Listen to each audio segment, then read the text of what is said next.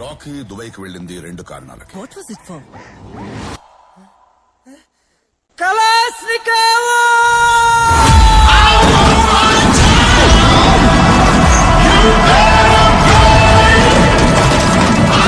నా కొత్త drone DJI Mini 4 Proతో తీసిన మొదటి వీడియో మన కాకినాడ జగన్నాథపురం వంతిండౌన్లో ఉన్న మన వెంకటేశ్వర స్వామి గుడిది.